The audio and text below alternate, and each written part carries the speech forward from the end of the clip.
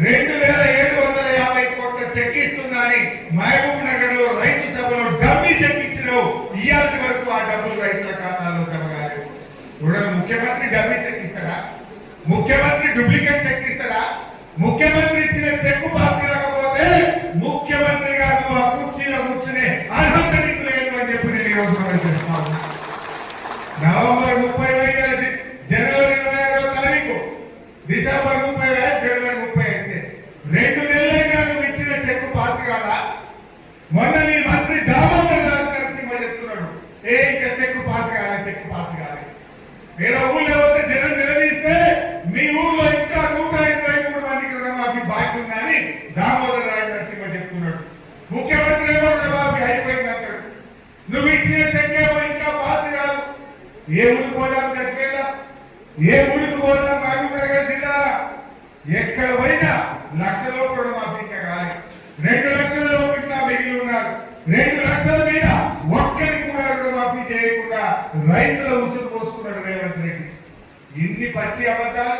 21,000 కోట్లు ఇచ్చినా మాట్లాడండి. అలా నువ్వు ఇచ్చిన 2750 కోట్ల చెక్ పాస్ అయితే కదా 21,000. ఆ చెక్కే పాస్ కాకపోయా, పాస్ కాని చెక్కులు కూడా కలిపి 21,000 కోట్ల రూపాయలు రుణమాఫీ చేసినని మాట్లాడు రేవంత్ రెడ్డికే చెల్లింది. ఆనాడు ప్రతిపక్షంలో ఉంటే అన్ని అబద్ధాలు, అబద్ధాల పునాదుల మీద అధికారంలో వచ్చిన కాంగ్రెస్ నేడు పరిపాలనలో కూడా అవే అబద్ధాల పరంపర కొనసాగిస్తున్నారు. చెక్కు పాస్ అయ్యాలని పైసలు ఇచ్చిన ముఖ్యమంత్రి. మరి 22,750 కోట్ల చెక్కు మహబూబ్ నగర్ నుంచి హైదరాబాద్ చేరలేదా? ఫైనాన్స్ డిపార్ట్మెంట్ చెక్కు ముట్టలేదా? ఫైనాన్స్ డిపార్ట్మెంట్ లో ఎందుకు చెక్కు పాస్ కాలేదు? ఇలా ముఖ్యమంత్రి సమాధానం చెప్పాలి. ఆ కుర్చీ పనులు ఇస్తున్నావు. ముఖ్యమంత్రి చెక్ ఇచ్చిందంటే అది రాజ్యాంగం, ముఖ్యమంత్రి మాట వేదం. ముఖ్యమంత్రి చెక్ ఇస్తే తెల్లారి వరకు పైసలు జమ కావాలి. నువ్వు 2 నెలలైనా నీ చెక్ పాస్ కాదు. పాస్ కానీ డబ్బి చెక్ ఇస్తావు.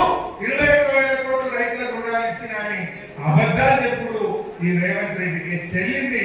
ఇప్పటికైనా వెంటనే ఆ 2,750 కోట్ల రూపాయల చెక్కును పాస్ చేయించు.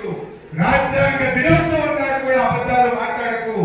చెప్పిన అబద్ధాన్ని కనీసం కవర్ చేసుకోవడం కోసం నీ ఫైనాన్స్ డిపార్ట్మెంట్ కు మాట ఇచ్చి ఆ చెక్కు పాస్ చేయించాలని చెప్పి నేను కోరుతా ఉన్నాను. ఇకపోతే ఇక ముఖ్యమంత్రి గారు ఆయన మాట్లాడితే అబద్ధాలు. ఇక మహబూబ్ నగర్ జిల్లా పెండింగ్ ప్రాజెక్టులను బీఆర్ఎస్ పార్టీ